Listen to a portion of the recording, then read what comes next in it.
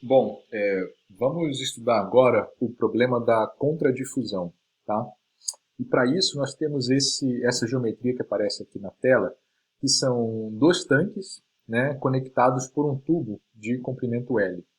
Os tanques são idênticos no que diz respeito ao seu volume, a sua capacidade, tá?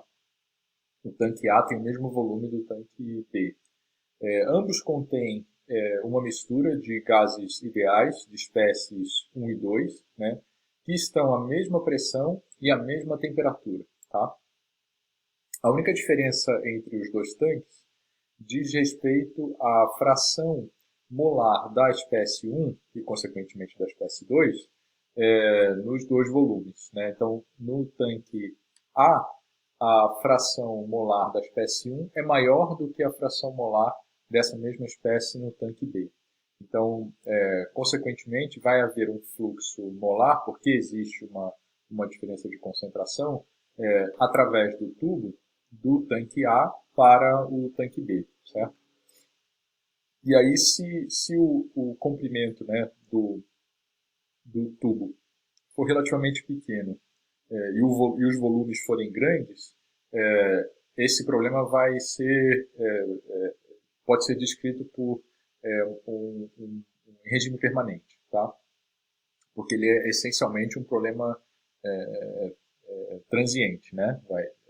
As coisas estão mudando no tempo, mas se existir nessa condição, né, de L pequeno e V muito grande, a gente pode descrever esse problema a partir de uma solução para o regime permanente. Tá? Então, o que a gente quer calcular é justamente esse fluxo molar do tanque A para o tanque B, tá?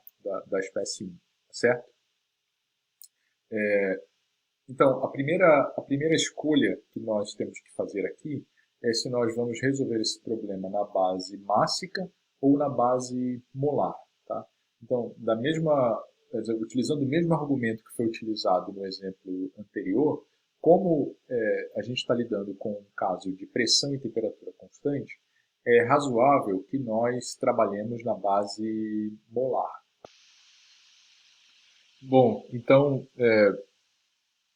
o balanço de espécies na base molar é dado por essa expressão que nós já conhecemos aqui. Né? Nós temos o termo transiente, que nesse caso aqui é zerado, né? Um problema de regime permanente, e não há reação homogênea de unidade de volume. Tá?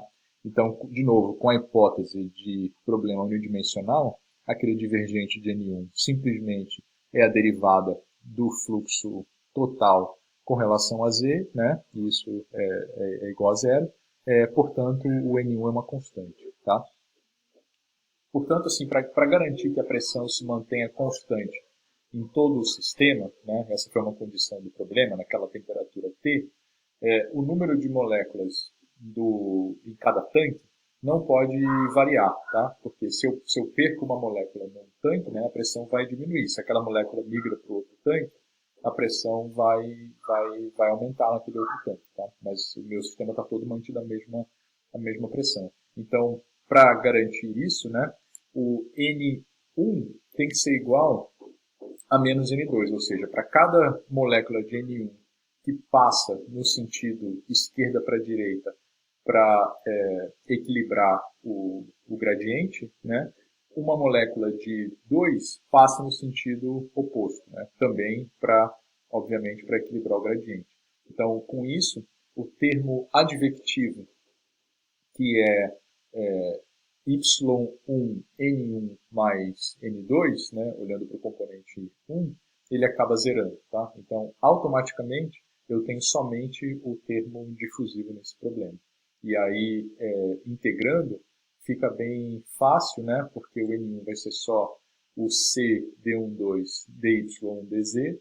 Então, integrando essa expressão aqui, né, eu passo o C D12 para o denominador do N1 aqui e integro o dy1 de ya até y1b e o dz de 0 a L. E acho aquela minha expressão para o fluxo unidimensional puramente difusivo. Tá?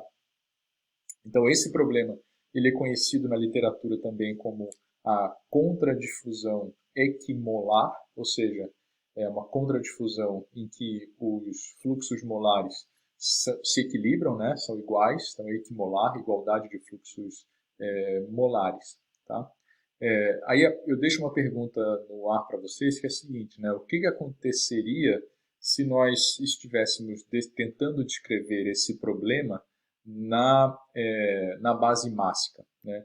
Será que ele seria fácil de ser descrito como ele foi aqui, né? Será que eu poderia, por exemplo, zerar a componente advectiva na base molar também, né? Com o mesmo argumento de que a pressão tem que ser mantida a mesma nos dois volumes, né? Em outras palavras, teria uma contribuição advectiva e em havendo essa contribuição advectiva, obrigatoriamente teria uma velocidade média mássica não nula, né? Então, da onde viria essa velocidade média mássica e como é que pode haver uma velocidade média mássica, né, e não haver uma velocidade média molar, né? Nesse caso que a gente acabou de resolver na base molar, o Vm deu nulo, né? Porque se o N1 é igual a menos N2, né, isso automaticamente zera o meu Vn, né? Porque o Vn é igual a N1 mais N2 dividido pelo C, né, pela concentração, pela densidade molar da mistura. Tá? Então, como é que pode existir uma velocidade mássica e não existir uma velocidade molar? Né? Tá? Então, deixo essa pergunta no ar aí para vocês responderem também. Tá? E com isso a gente fecha esse exemplo. É um exemplo curto, sim. Tá?